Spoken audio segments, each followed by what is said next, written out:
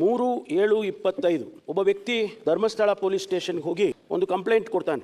ಆ ಕಂಪ್ಲೇಂಟ್ನಲ್ಲಿ ಅವನು ಪ್ರಸ್ತಾಪ ಮಾಡಿರ್ತಕ್ಕಂಥ ವಿಷಯ, ನನಗೆ ನಿರಂತರ ಪ್ರಾಣ ಬೆದರಿಕೆಯೊಡ್ಡಿ ಧರ್ಮಸ್ಥಳ ಗ್ರಾಮದ ವ್ಯಾಪ್ತಿಯಲ್ಲಿ ಮತ್ತು ಸುತ್ತಮುತ್ತಲಿನ ಪ್ರದೇಶಗಳಲ್ಲಿ ಕೊಲೆಗಳಾದ ಹಾಗೂ ಅತ್ಯಾಚಾರಕ್ಕೊಳಗಾದ ಅನೇಕ ಮೃತದೇಹಗಳು ಮತ್ತು ಸಾಕ್ಷ್ಯಗಳನ್ನು ನನ್ನಿಂದ ಬಲವಂತವಾಗಿ ಹೂತು ಹಾಕಿಸಿರುವ ಬಗ್ಗೆ ದೂರು.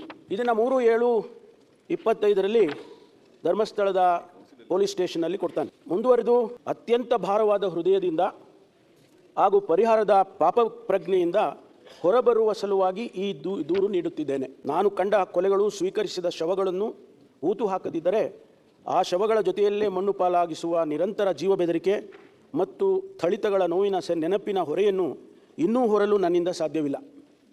ಈ ಮೂಲಕ ನಾನು ಬಹಿರಂಗಪಡಿಸುತ್ತಿರುವ ಕೊಲೆಯಾದ ಅನೇಕ ಪುರುಷರು ಮತ್ತು ಅತ್ಯಾಚಾರಕ್ಕೊಳಗಾಗಿ ಕೊಲೆಗಳಾದ ಅನೇಕ ಯುವತಿಯರು ಮತ್ತು ಮಹಿಳೆಯರ ಮಾಹಿತಿಯನ್ನು ತೀವ್ರಗತಿಯಲ್ಲಿ ತನಿಖೆಗೊಳಪಡಿಸಿ ನನಗೆ ಮತ್ತು ನನ್ನ ಕುಟುಂಬದ ರಕ್ಷಣೆಯನ್ನು ಒದಗಿಸುವಂತೆ ಕೋರುತ್ತಿದ್ದೇನೆ.